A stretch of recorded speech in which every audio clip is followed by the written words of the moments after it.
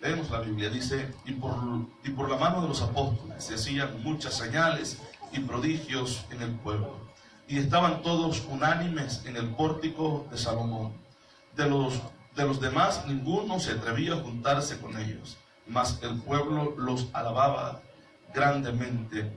Y los que creían en el Señor aumentaban más, gran número así de hombres como de mujeres, tanto que sacaban los enfermos a las calles y los ponían en camas y lechos, para que al pasar Pedro, a lo menos su sombra cayese sobre alguno de ellos. Y aún de las ciudades vecinas muchos venían a Jerusalén, trayendo enfermos y atormentados de espíritus inmundos, y todos eran sanados. Pueden sentarse, hermanos. Hemos orado al Señor por la palabra, sea el Señor ayudándonos y bendiciéndonos a través de su palabra. Gloria al Señor. Estuvimos tratando algunos puntos muy importantes de lo que es la historia del cristianismo, y nos quedamos, ¿verdad?, para hablar acerca de la conversión de este emperador llamado Constantino. No sé si usted se recuerda. Y esta persona, hermanos, hay un concilio, el primer concilio que se registra, o reunión que se hizo, hermanos, y en ese concilio en el año 23-25, por ahí, se hizo el concilio conocido como el concilio de Nicea, en donde trataron muchos puntos importantes.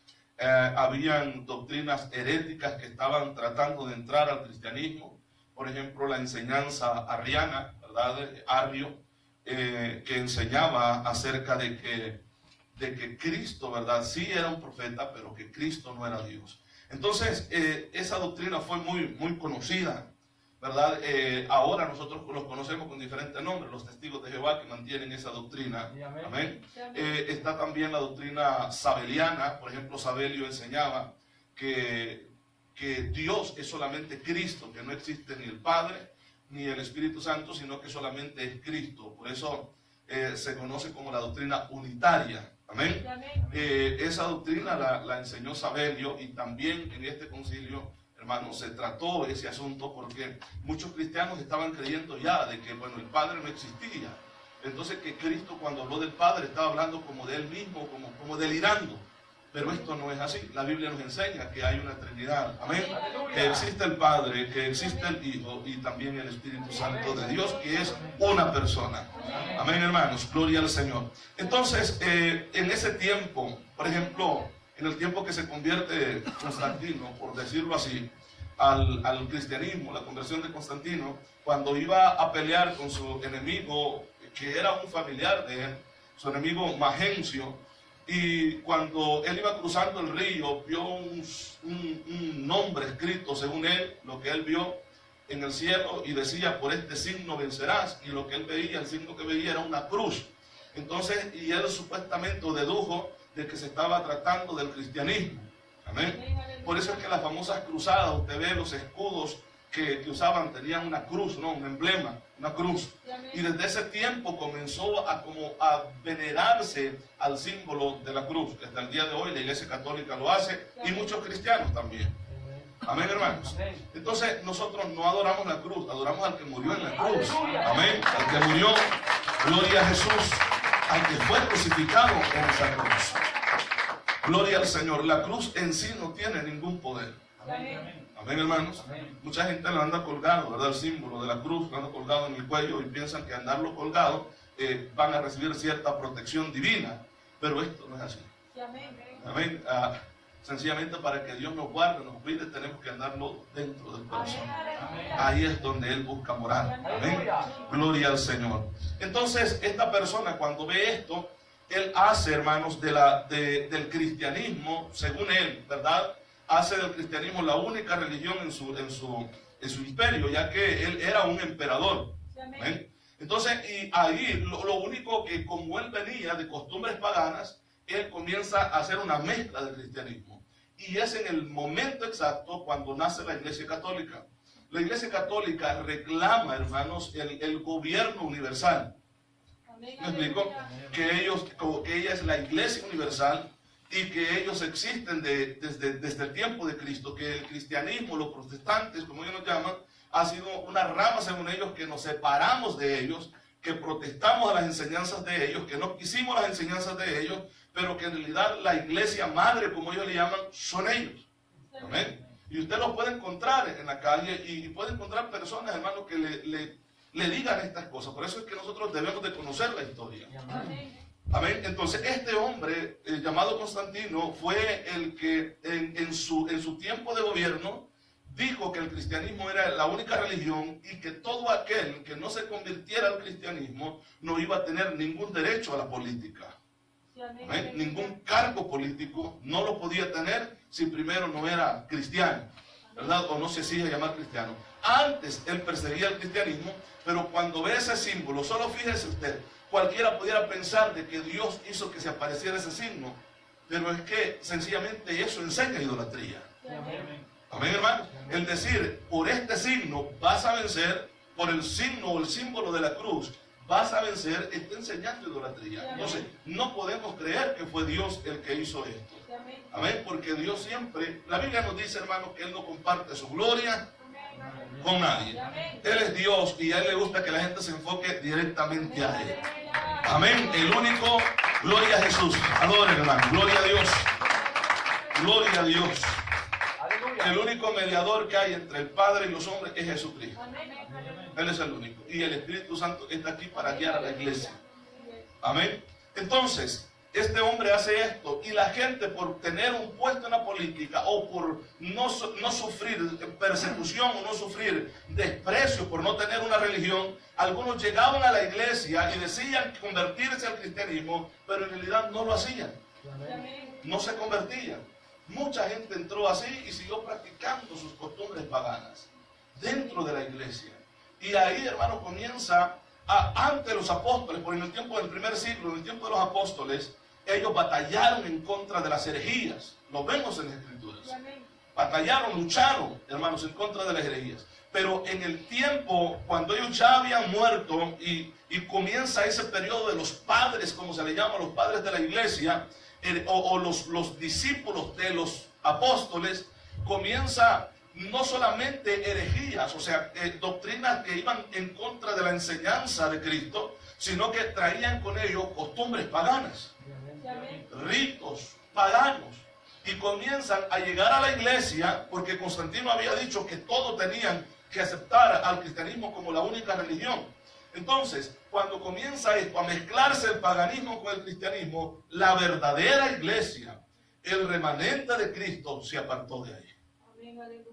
Amén, hermanos. Amén. Hubo una mezcla bastante terrible, bastante fuerte, bastante grande para ese tiempo.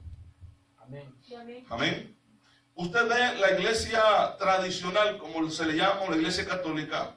Ellos demandan, ¿verdad?, de tener la jerarquía o el dominio como iglesia universal, porque dicen ellos que ellos están fundados en Pedro, porque Cristo fundó la iglesia en Pedro, cosa que la Biblia no lo dice. Amén. Amén, hermanos. No lo enseña la Biblia de esa manera. Entonces, y viene, hermanos, la famosa jerarquía papal, que usted ya conoce, ¿verdad? Que un papa puede suceder, o una persona puede suceder al papa y convertirse en papa, y así va este asunto. A hacer un caldo, una sopa, ¿verdad? Uno tras de otro. Muere uno, pues hay que escoger a otro papa. Y esto se le llama la sucesión apostólica, le llaman ellos, la sucesión papal. Amén. Entonces, pero si ellos reclaman, y hablo de esto porque estamos hablando de Constantino, que fue el primer papa en realidad reconocido en la historia, y él delegó a otros ahí que le ayudaran en el gobierno de la iglesia. Ellos demandan, hermanos, que Pedro ha sido el primer papa y después de Pedro ha venido una sucesión apostólica, una sucesión papal. Pero solo vea usted en la historia, Constantino se convierte en aproximadamente el año 303, 3 siglos y medio, 350 años por decirlo así, o 330 años de historia en los cuales no se registra un papa en la iglesia. No existe. Entonces, si ellos demandan o ellos dicen, hermanos, que la iglesia cristiana siempre ha tenido papas, están equivocados. En primer lugar, Pedro nunca fue papa. Jamás. 300 años después, Pedro ni siquiera cuenta se dio que a él lo llamaron papa. 300 años después, 3 siglos después. comienza una sucesión apostólica, la sucesión papal. Pero vamos a hablar un poco de lo que la Biblia nos enseña acerca de la historia de la iglesia romana, o la iglesia en Roma. Amén. Porque Pablo escribe la carta a los romanos, porque ahí había cristianos, había una iglesia, y no es la iglesia católica. Amén, hermanos. No es la iglesia católica. Aparte de ello, Pedro no estuvo ahí. Pedro ni siquiera murió en Roma. Amén, hermanos. Entonces, como digo, vamos a estudiar con ayuda del Señor acerca de esto. La ciudad de Roma. Entonces, la Biblia nos enseña que Pablo envía una carta a los hermanos que estaban en la capital o en la ciudad de Roma. Amén. Les escribe a ellos. Y algo que, la costumbre que tenían, hermanos, los apóstoles, o por lo menos Pablo en el ministerio de él a los gentiles, en el trabajo que ellos tenían, era esto. Llegaban a predicar a un lugar, habían convertidos en esa ciudad. Cuando el grupo era grande, él delegaba a un obispo o un presbítero. A lo que también la Biblia le llama obispo y presbítero, y también le llama ancianos de la iglesia. Estos ancianos ejercían el trabajo de pastor en la iglesia, o encargados de esa iglesia, o obreros de esa iglesia. Amén. Vamos a ver algunas citas bíblicas. Por ejemplo, Tito, capítulo 1, versículo 5. Amén. Le está diciendo a Tito estas palabras. Tito era un anciano, era un obispo, era un presbítero. Amén. Alguien que estaba coordinando, dirigiendo, supervisando las iglesias. Entonces, dice acá, por esta causa te dejé, ¿a dónde? En Creta. Para que corrigieses lo deficiente, así dice, ¿verdad? Y establecieses, ¿qué? Ancianos en cada ciudad, donde el grupo, porque primero, cuando el grupo comenzaba pequeño, se reunían en las casas. Luego buscaban el lugar donde poder reunirse todos como iglesia. Ya había una iglesia establecida. Amén, hermanos. Entonces, dice, para que corrigiese los deficientes y estableciese ancianos en cada ciudad, así como yo te mandé. Entonces, ¿quién era el que establecía a los obispos, o a los presbíteros, o a los ancianos, o los pastores en la iglesia? En el caso, en el ministerio de Pablo, era él o las personas que estaban trabajando juntamente con él. En este caso, se le delega el trabajo a Tito para que Tito lo haga. Amén. ¿Por qué?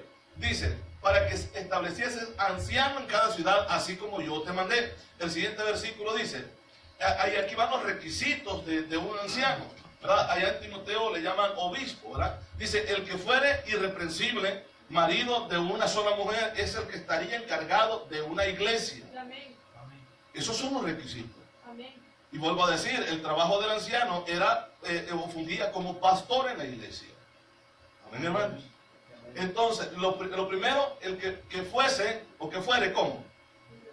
Irreprensible. O sea, que no anden hablando de él, pues. Irreprensible. O que no tenga nada de qué poder corregirlo. Porque él es el pastor, él es encargado del rebaño. Amén. Es la autoridad eclesiástica que Dios ha puesto en la iglesia. Amén, hermanos. Y luego, otro requisito, marido de una sola mujer. Si nosotros nos apegamos a la Biblia, hay muchos pastores que no pueden ser pastores. Es un requisito. Es un requisito, no pueden, porque ya llevan segundo o tercero matrimonio. Y aquí dice, marido de una sola mujer. Y tenga hijos, ¿cómo? Otro requisito. ¿Esto es serio? Que tenga hijos creyentes. Que no estén los hijos acusados de disolución ni de rebeldía, que no estén acusados de armar chismes, problemas o división dentro de la iglesia, y aparte de ello, que no sean rebeldes. Amén. Requisitos. ¿Los digo yo? No, los dice la Biblia. Amén, hermanos. Y recordemos que esto que estamos leyendo es y fue inspirado por el Espíritu Santo. El siguiente versículo dice, porque es necesario que el obispo, aquí encontramos la palabra obispo. Amén, hermano. Esta palabra, más que todo, usted la va a escuchar en la iglesia católica. Hay obispos dentro del cristianismo. La palabra no es mala. Lo que significa un obispo es un supervisor, alguien que está a cargo, que está al frente de una obra. Amén. Entonces, dice acá, el obispo sea, ¿cómo? Irreprensible como administrador de Dios, no soberbio, no iracundo, no dado al vino, así será, no pendenciero, no codicioso de ganancias deshonestas. ¿Qué más dice la Biblia? Sino hospedador, amante de lo bueno, sobrio, justo, santo, dueño de sí mismo, que no lo mande la mujer. Dueño de sí mismo, que él sea el cabeza del hogar. Amén, hermanos. Ahora, dice también ahí, retenedor de la palabra fiel, ¿cómo? Tal como ha sido enseñada por ellos, por Pablo, por los colaboradores de Pablo. Así como ellos habían recibido la palabra, así enseñarla de esa misma manera. Amén, hermanos. Bueno, dice, para que también puedan exhortar, ¿cómo? Con sana enseñanza y convencer a los que contradicen, porque en ese tiempo había muchos como lo hay hoy también. El siguiente versículo dice, porque hay aún muchos, ¿cómo? Contumaces, así es la palabra, ¿verdad? ¿Cómo es? Contumaces. Y esto significa rebeldes. Gente que, hermanos, está en el error y permanece en el error y no quieren salir de ahí. Por eso es que él dice de esto, dice, porque hay aún muchos contumaces, ¿verdad? ¿Qué dice? Habladores de vanidades y engañadores, mayormente los de la circuncisión.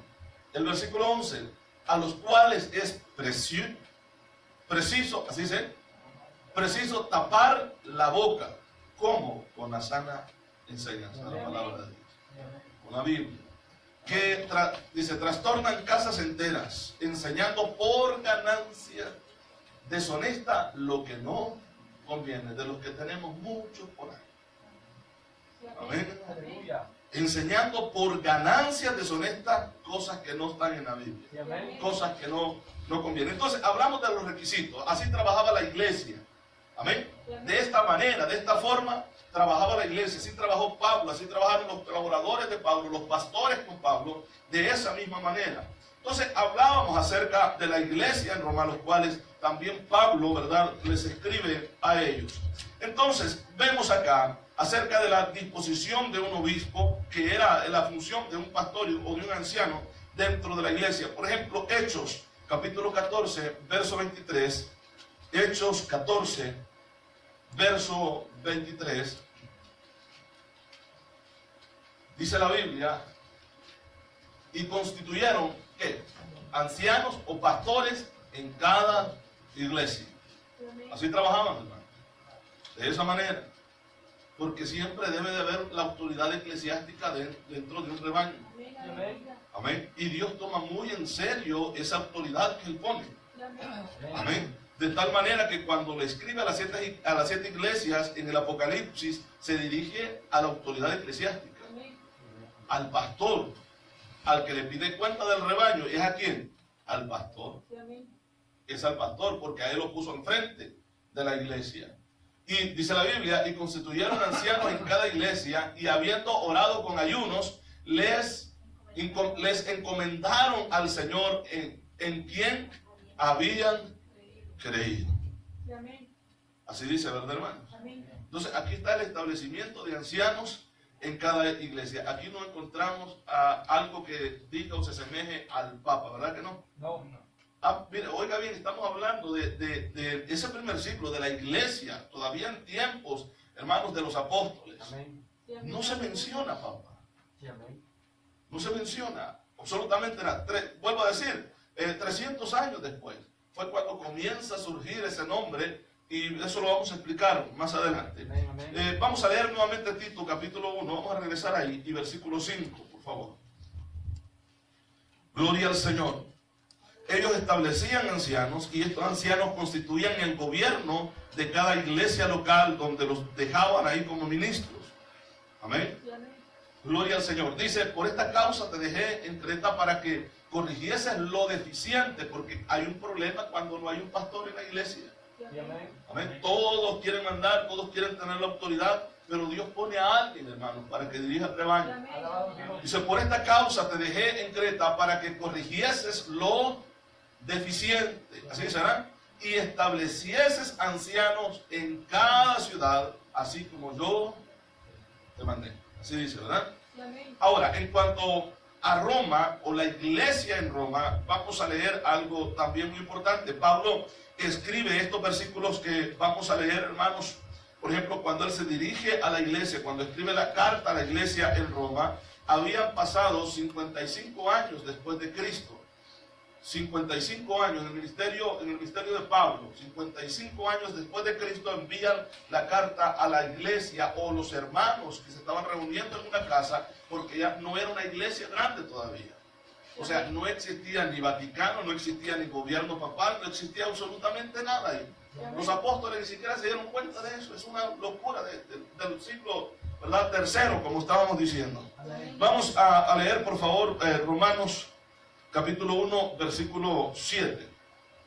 Gloria al Señor. Romanos 1, 7. Dice la Biblia, a todos los que estáis, ¿a dónde? En Roma. O sea, habían muchos hermanos, pero no todos estaban reunidos en un mismo lugar. Y él escribe a todos los hermanos que están en Roma, amados de Dios, llamados a ¿qué? A ser santos, gracia y paz a vosotros, de Dios nuestro Padre y del Señor Jesucristo. Es el saludo que Pablo, con el saludo que, ¿verdad?, envía la carta a los hermanos que estaban ahí en Roma. Vamos a pasar al versículo 9, por favor. Versículo 9, y vamos a leer hasta el versículo 15. Gloria al Señor. Dice ahí, porque testigo me es Dios, a quien sirvo en mi espíritu, en el evangelio de su Hijo, ¿sí será? De que sin cesar hago mención de vosotros siempre en mis oraciones, hablándole a los romanos, que siempre oraba por ese grupo de hermanos ahí en Roma. Amén. Y dice, rogando que de alguna manera tenga al fin, dice, ¿verdad?, por la voluntad de Dios, un próspero viaje para ir a vosotros. Pablo quería llegar a Roma y visitar a los hermanos que estaban ahí en esa ciudad. Amén. El siguiente versículo dice, porque deseo veros para comunicaros algún don espiritual, a fin de que seáis confirmados o fortalecidos. Versículo 12, esto es, para ser mutuamente confortados por la fe que nos es común a vosotros, así será, y a mí. Ahora, el siguiente versículo, pero no quiero, hermanos, que ignoréis que muchas veces me he propuesto ir a vosotros, pero hasta ahora he sido estorbado. Él quería ir, pero nunca podía hacerlo, siempre era estorbado. Los planes, el viaje que él hacía, para tener también entre vosotros algún fruto, dice, como entre los demás, ¿qué? Gentiles. El siguiente versículo dice, a griegos y a no griegos, a sabios y a no sabios, soy deudor. Así que en cuanto a mí, dice ahí, pronto estoy, así será, pronto estoy a anunciaros el evangelio también a vosotros que estáis, ¿a dónde? En Roma. Usted ve, no saludó al Papa, no saludó a nadie ahí, ¿verdad? Aleluya. La carta iba para los hermanos que se estaban reuniendo. Amén, amén, hermanos. Amén. Entonces, también Pablo, por ejemplo, en 2 de Timoteo, capítulo 4, verso 21, menciona a algunos hermanos de los que él ya había podido conocer de Roma, los hermanos que estaban en Roma, en 2 de Timoteo, capítulo 4, versículo 21. Gloria al Señor. Dice el versículo 21.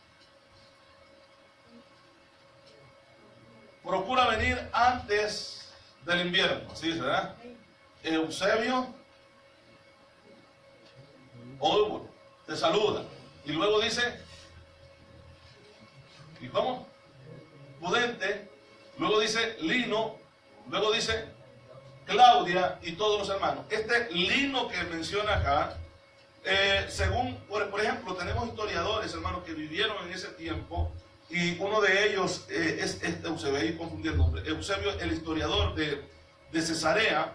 Este hombre escribe acerca de Lino, que fue uno de los obispos, el primer obispo que existió en Roma. Cuando la iglesia iba creciendo en Roma, entonces delegaron a Lino, que ¿verdad? Menciona la Biblia, y lo dejan como obispo, como encargado de esa iglesia y no como papa.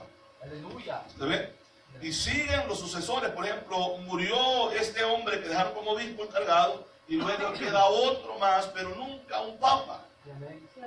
La iglesia cristiana no lo hubiera aceptado. Amén. Aleluya. Amén. Por los títulos o los cargos que se le acreditan a una persona como esa. Entonces decíamos que la jerarquía papal se sostiene en su fundamento de que Pedro fue el primer papa. Entonces esto, ¿verdad? Comienza, como decíamos, en el tiempo de Constantino, cuando él declara pontífice al obispo de Alejandría y de Constantinopla. Constantinopla era la ciudad que él gobernaba, pero también tenía autoridad sobre estas otras regiones. Entonces, al obispo de Alejandría y al obispo de Constantinopla les llama pontífice. Ahí comienza ya este movimiento que ahora tiene la Iglesia Católica. ¿Cuánto tiempo? 3 siglos y medio, 350 años después de los apóstoles, después de Cristo. Comienza este movimiento. Esa palabra pontifex, esa palabra significa constructor de puentes. La palabra pontífice significa constructor de, ¿qué dijimos? De puente. ¿Por qué? Porque este Constantino comienza a enseñar, y estas personas a las cuales ellos ponen como obispos, comienzan a enseñar que ellos son los únicos puentes para poder comunicarse con el Padre. Amén. Esa idea de que, ¿verdad?, el Papa es el vicario, que es el santo pontífice, ¿verdad?, el sumo pontífice, es el sumo puente, o sea, que es el único que puede comunicar a la gente con Dios. ¿Lo cree usted? No. El único que nos comunica con el Padre es Jesucristo. Aleluya. Es el único, hermano, no hay otro. Gloria a Jesús. ¿Cuánto tiempo? 300 años después existen los primeros pontífices. Amén. Los obispos de Alejandría, para que usted si quiere anotarlo, los primeros que fueron llamados pontífices, obispo de Alejandría y de Constantinopla. ¿Quién los delegó? Constantino, que no tenía ninguna autoridad para hacerlo. Amén. Ninguna autoridad, ni siquiera era cristiano. Amén. Él en su gobierno dijo que la única religión, por la visión que él había visto, pero nunca se convirtió al cristianismo. Siempre fue un hombre pagano. Siempre practicó el paganismo. Y él fue el que permitió el libertinaje, o declaró, o decretó, o dijo que se podía celebrar a Dios como la gente quisiera. Amén. Es un problema bastante serio, porque la Iglesia Católica siempre ha querido meter esas costumbres dentro de la Iglesia cristiana. Amén. Muchas iglesias lo han recibido, lo han abrazado, lo han aceptado.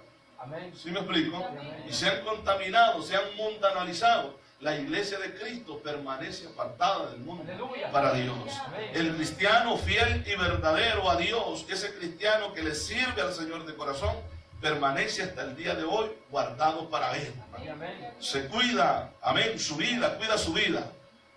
Amén, hermanos. Amén. Entonces decíamos que esos pontífices eran los que hacían el puente o los puentes para que el hombre pudiera hablar con Dios. De tal manera que eso es lo que ahora, ¿verdad?, se conoce cuando alguien llega a la iglesia y quiere confesarse. Amén, hermano. Amén. Y está ese hombre ahí, ¿verdad?, que es el pontífice, que es el puente. ¿Verdad? ¿Qué es el puente? Vuelvo a decir, no está en las escrituras. Fue un invento de ¿quién? De Constantino, el primer papa de la iglesia, porque no fue Pedro. 330 años después de que los apóstoles murieran, este hombre establece pontífices, los únicos que podían, hermanos, ayudarle al hombre a hablar con Dios. Así que cuando la persona llega y se confiesa, ¿qué es lo que están haciendo? Diciéndole al que lo está escuchando o a ese padre, ¿verdad?, a que le ayude a comunicarse con Dios. Porque los reconocen a ellos como los únicos mediadores entre Dios y los hombres. Cosa que no es así. Porque la Biblia dice, Pablo mismo, él escribe, hermanos, y él dice que nos acerquemos delante de Dios confiadamente. Amén. Sabiendo que Él existe. Que le hallamos, que a través de la oración. Amén, hermanos. Porque cuando Cristo muere, ese velo que nos impedía llegar al Padre se abrió. Amén. Y Cristo nos dio la entrada, hermanos, para poder llegar directamente y hablar con el Padre a través de su sacrificio en la cruz del Calvario. Así es que no necesitamos un mediador para nosotros hablar con Dios de rodillas o donde estemos, como estemos, y elevamos una oración sincera delante de Dios, ya sea que estemos de pie, estemos de rodillas, Dios nos escucha. Gloria a Jesús. Dios nos escucha. Él inclina su oído, dice, ¿verdad? Para escuchar a los santos. Y no hace una excepción de decir, bueno, al pontífice y luego voy a escuchar lo que el otro diga a través de este. No necesitamos mediadores. Podemos dirigirnos a Dios confiadamente, sabiendo que Él es real, Él existe. Entonces, estas personas, por ejemplo, los sacerdotes, el Papa, ellos saben bien que todo esto es una farsa, que es una mentira. Amén. Y esto es lo que pasó, ¿verdad? Que vamos a llegar quizás más adelante, después de estudiar todo esto, vamos a ver, hermanos, acerca de las famosas reformas, ¿verdad? O la reforma que se hizo hace, creo que este mes en el que estamos cumple 50 años de reforma de la iglesia, de haber sido reformada. Cuando Martín Lutero, ¿verdad? Pega las 95 tesis en la iglesia de Wittenberg. Y ahí en esas 95 tesis o las 95 protestas decía por qué estaba protestando. Primero, ¿verdad? Luego que vamos a hablar más adelante acerca del segundo concilio que se realizó, en el cual, hermanos, el pontífice, el papa de ese tiempo, llegaron a un acuerdo en declarar que María era la madre de Dios. Siglos después, porque a María siempre la vieron como una discípula del Señor, como una sierva del Señor, como ella lo dice. Hasta después fue que la declaran, ¿verdad?, reina del cielo y madre de Dios. Entonces, y también hay una carta católica, en la cual de estos concilios dice que María es la mujer del Espíritu Santo. Porque si es madre de Jesús, tuvo que haber sido mujer, ¿de quién? Del Espíritu Santo. Una blasfemia completa. Por eso es que la Biblia le llama a esta institución, hermanos, Babilonia, la madre de las rameras. Y le llama, hermanos, que ahí es donde se practica toda clase de inmundicia y de hechicería. Es duro, hermanos, ver personas que ni siquiera conocen la historia, metido, y no, yo soy católico, a mí no me hable de la palabra. Hay gente que se dice, que usted le quiere hablar de Cristo, no, yo soy católico, y católico de hueso colorado. No saben, están ignorantes, no saben ni siquiera de la historia de la iglesia. Ellos dicen así, porque vamos a llegar a esto. Cuando se establecen, hermanos, estos pontífices o este pontífice, entonces se declara, desde ese momento que se declaró y se nombró al obispo de Alejandría y Constantinopla como pontífice, el único que podía hacer un puente, ¿verdad?, con Dios y los hombres, desde ese mismo momento también se decretó que esto del cristianismo era hereditario. Por ejemplo, yo soy cristiano, mis hijos que nacen, ellos ya son cristianos porque yo ya soy cristiano. ¿Sí me explico? Hay gente que usted les habla y dice, no, yo soy católico y allí en mi religión voy a morir porque ahí murió mi papá y ahí murió mi mamá. ¿Amén? Porque así les enseñaron de que eso es hereditario. Y si usted le dice, usted ya ha ido a la iglesia, no, yo nunca he ido a una iglesia, pero yo soy católico. ¿Por qué? Por herencia. Amén. Es tremendo, hermano. Por herencia, por eso soy. Y usted sabe acerca del catecismo, usted sabe acerca de la doctrina católica. No sé nada, pero yo soy de hueso colorado. Amén. Como una tía que tenía yo por allá, ¿verdad? Que cuando se convierte al evangelio, el evangelista le pregunta, ¿y usted qué era? ¿Era católica? Sí, católica practicante. Nunca había ido a una iglesia. Católica. ¿Y de qué católica? ¿Católica romana? Sí, católica romana. No sabía qué era eso. Tremendo. Así hay muchas personas ciegos, por eso que la Biblia dice ciegos, ¿verdad? Y entonces, cuando se hace todo esto, vuelvo a decir, leemos estos nombres, hermanos, que son personas que ayudaron a Pablo, ¿verdad?, en su ministerio, y el libro que nosotros encontramos aquí fue el primer obispo que se estableció, o primer pastor que se estableció en la iglesia de Roma. Pedro no murió en Roma, porque la iglesia católica afirma tener la tumba de San Pedro, la silla de San Pedro, la basílica de San Pedro, las llaves de San Pedro, cuando Pedro ni siquiera llegó ahí. Amén. ¿Quién llegó ahí fue Pablo. Qué duro, hermano. Amén. Duro la ignorancia de las personas que siguen esta religión, esta doctrina, sin saber la historia. Y la gente, los sacerdotes o los líderes no se lo van a decir. Jamás. Sí, al contrario de querer decirle, prohibieron que la gente en su tiempo, prohibieron que la gente leyera la Biblia. Amén. Vamos a llegar a las persecuciones de la iglesia fuertes, terribles. Era prohibido totalmente que alguien leyera o tuviera una Biblia. Y los cristianos se la ingeniaban, hermanos, le cortaban hojas de la Biblia, y una hoja estaba una semana en el lugar de una familia hasta que se lo aprendían de memoria. Y después pasaba a otra familia hasta que se lo aprendían, y así se iban aprendiendo la Biblia de memoria. Hermanos, nosotros tenemos 3, 4 Biblias en la casa y ni la leemos. Es tremendo. Por eso, hermanos, hay tanta ignorancia escritural dentro del cristianismo, dentro de las iglesias. El cristiano va a una iglesia, pero nada más llega y oye y dice, no, eso que me dijeron es verdad, pero nunca han leído una Biblia.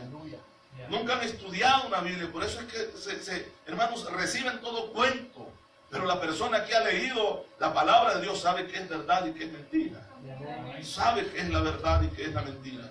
Entonces, todo esto, ¿verdad? Esa iglesia, en el tiempo de Constantino, hay un grupo de cristianos que se separan, que siguen predicando el evangelio. Recuerde que hubieron gente que protestaron acerca de esto. Incluso comienza también esas otras costumbres paganas acerca del bautismo de niños. Existió una secta que hasta el día de hoy, ¿verdad? Hay todavía de estos hermanos que se les conocía como anabaptistas. Ellos, hermanos, predicaban en contra, que la iglesia ya era un gobierno porque se unió al Estado. Amén. Se unió a la política. Por eso es que ninguno, en el tiempo de Constantino, nadie podía llegar a la política sin antes ser cristiano. Y hasta el día de hoy, la iglesia católica está unida a la política. El Papa supuestamente tiene la autoridad para interferir en cualquier negocio de un presidente de una nación. En los conflictos, ¿qué es lo que hace? Pedirle a la ayuda al Papa que vaya a intermediar entre los grupos. Porque está unida al Estado. Ese grupo, en realidad la iglesia, ¿verdad?, se separa de ese grupo que se une al Estado, porque comienzan a llenarlo de toda clase de abominaciones. Y esos cristianos que no fueron reconocidos en la historia, pero son cristianos que por el esfuerzo de ellos, la dedicación de ellos y Dios a través de ellos, obrando, tenemos el evangelio hasta el día de hoy. La iglesia católica hubiera querido oscurecer el conocimiento de Dios y presentarnos e imponernos sus santos. Y lo logró en un tiempo. Muchos venimos de esa idolatría, ¿sí o no? Pensando que un muñeco era el Dios y que le podíamos postrarnos y adorarle. Pero ahora hemos conocido la verdad a través de Jesucristo. Hemos conocido la verdad a través de Cristo y estamos comprometidos a hablarles a otros que están en esa, hermanos, oscuridad espiritual en sus vidas, para que la luz de Cristo les resplandezca. Amén, hermanos. Fue bastante difícil. En el tiempo, como dije, ¿verdad?, de los apóstoles, Pablo tuvo un gran trabajo, y gran trabajo que hizo, hermanos. Amén. Por llevar la palabra a las naciones, llevar el evangelio de Cristo. Después de llamarles pontífices, les llamaron vicarios de Cristo. ¿Ven? Vicarios de Cristo. El Papa tiene el título de pontífice, que es el que hace el puente, que es el único que puede comunicarse con Dios. No hay, según la doctrina católica, no hay otro ser humano que tenga la autoridad o el derecho de comunicarse con Dios. El único es el Papa, según ellos. Amén. O sea que para el catolicismo nosotros no podemos hablar con Dios. Pontífice, el puente, el único que puede hablar con Dios y abogar por los hombres. Cuando la Biblia dice que es el Espíritu Santo. O sea, que descartan al Espíritu Santo y se ponen ellos en el lugar del Espíritu Santo de Dios. ¿Por qué? Porque la palabra vicario, esa palabra vicarius, significa representante de Cristo en la tierra. Y el representante de Cristo en la tierra, vuelvo a decirlo, es el Espíritu Santo. Él le dice a los discípulos, me voy, pero no los dejo huérfanos. Enviaré a quien, al representante. Enviaré otro consolador, el cual estará con vosotros todos los días, estará para siempre. Amén. El Espíritu Santo. Y Él les va a decir todo lo que oiga de nosotros. Amén. Él es el representante. Él es el que revela todos los planes del Padre. Amén, hermano. Amén. El Espíritu Santo es el que le informa. Por eso es que la Biblia dice que Dios no va a hacer algo sin antes decirlo a sus profetas. ¿A través de quién? Del Espíritu Santo. Amén. A través del Espíritu Santo. Entonces estos señores, vuelvo a decir, se toman títulos que ni por cerca les corresponden a ellos. Amén. Son seres humanos también. Amén. Entonces, dijimos pontífice, que es el que hace el puente, ¿verdad?, entre Dios y los hombres, y el vicario, le llaman el vicario de Cristo, representante de Dios aquí en la tierra. Imagínense eso usted. Por eso es que le dicen su santidad, pero es la de Él, no es la de Dios. Aleluya. Amén, hermanos. Es tremendo esto. Amén. El pontífice, el vicario, y también le han otorgado la infalibilidad, o sea que es infalible. Esto significa de que Él no comete errores, aunque le dé hambre igual que a nosotros. ¿Amén? Él no comete errores, aunque sea igual que nosotros. Infalible. Y que la palabra de Él, aunque no vaya de acuerdo a la Biblia, es la voz de Dios. Así es. A este hombre o a las personas que están con Él, todo lo que la Iglesia Católica diga, esto lo enseña la Iglesia Católica, es la voz de Dios. Aunque eso contradiga lo que nosotros tenemos escrito en la Biblia, aunque contradiga lo que Jesús dijo, es la voz de Dios y hay que obedecer la voz de ellos.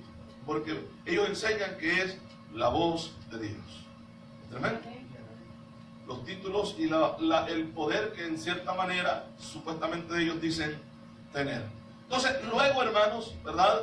Aparece un siglo más tarde, en el siglo IV, aparece el culto a María, culto que no se hacía hasta el siglo IV.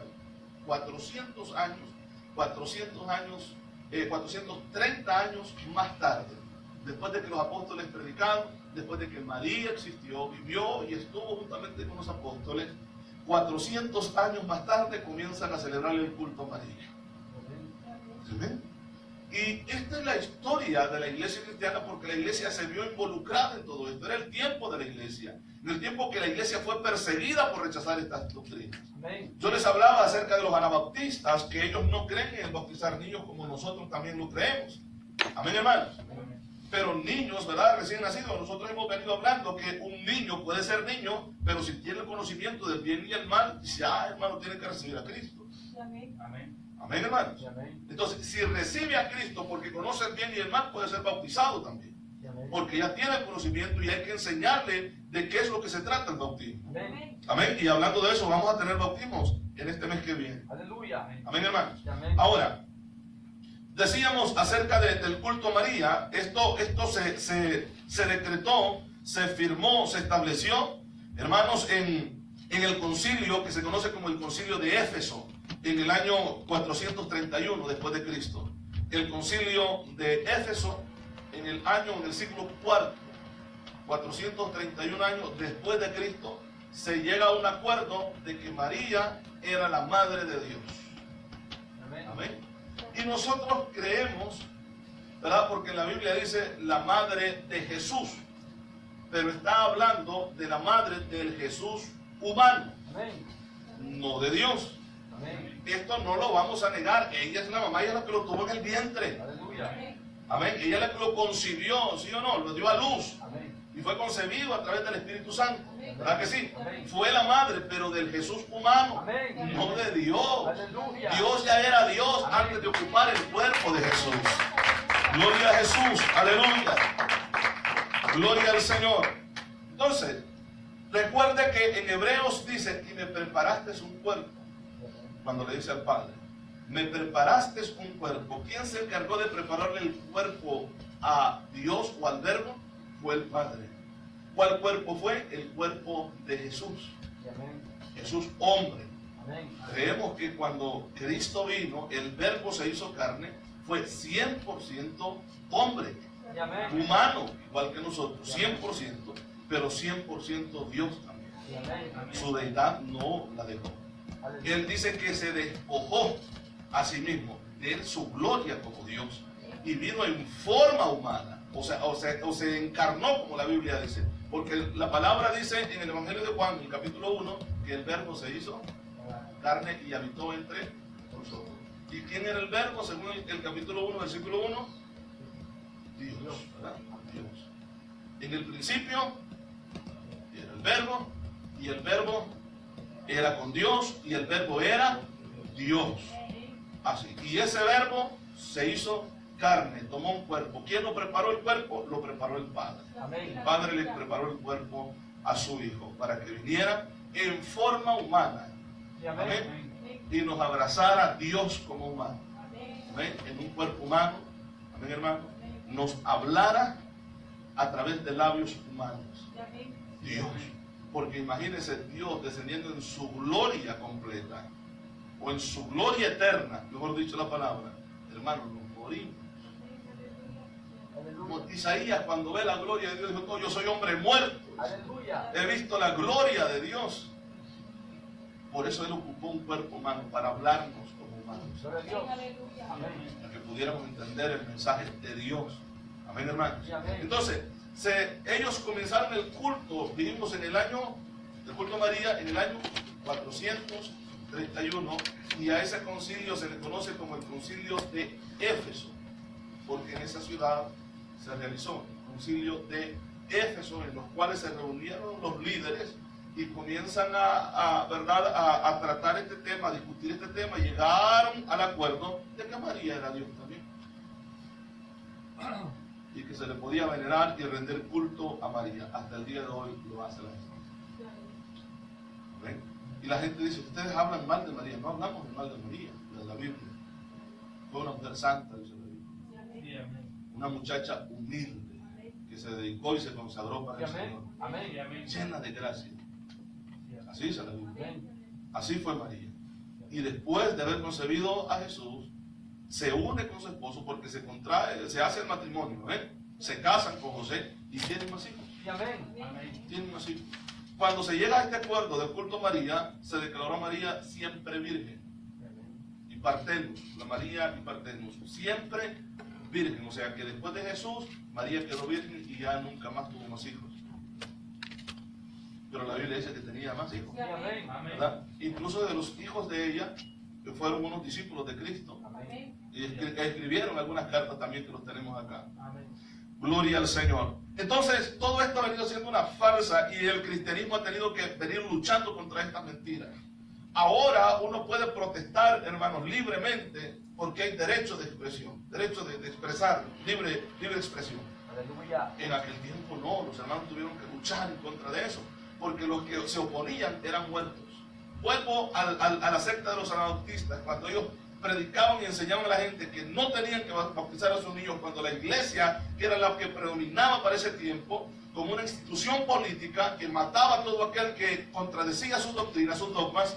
Entonces estos hombres valientes, mujeres valientes, familias valientes se levantaban y decían: no está en las escrituras, no lo enseñó nuestro Señor Jesús, no lo enseñaron los apóstoles, y no lo enseñaron la gente que fueron doctrinadas por los apóstoles, así que no podemos creer esa mentira. Que los que decían los mataban, los decapitaban, ponían sus cabezas en estacas en los caminos que conducían a Roma.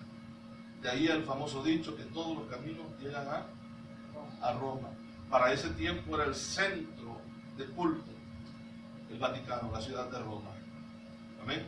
Y por los caminos ponían, hermanos, las cabezas de estos hermanos que protestaban en contra de la doctrina de la iglesia, para que toda gente, todo pueblo que viera lo que ellos hacían tuvieran temor de no contradecir ninguna doctrina de la iglesia católica. Fue duro para ellos. Fue duro para ellos. En estos tiempos que nosotros tenemos toda la libertad y libertad de expresión, tenemos que hablar la verdad.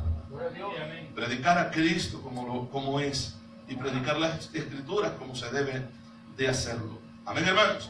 Entonces, Decíamos que el primer concilio que se realizó, ¿verdad?, se realiza en el año 337, cuando algunos dicen que la fecha fue de 300 en el año 325, otros que están entre 325 y 330 años, cuando se realiza el concilio de Nicea, y es donde se discuten esas doctrinas arrianas, ¿verdad?, y las doctrinas sabelianas también. Yo les decía de Arrio, que enseñaba que Cristo, él había venido como un profeta de Dios, pero no como Dios. Y estaba Sabelio, que Sabelio comenzó a enseñar, que los discípulos no enseñaron esto, que comenzó a enseñar de que solamente era Jesús, que solamente Jesús nada más, y que el Padre no existía, que nada más era como una representación de Jesús también, y que el Espíritu Santo era una representación de Jesús también, pero esta doctrina se la inventó Sabelio.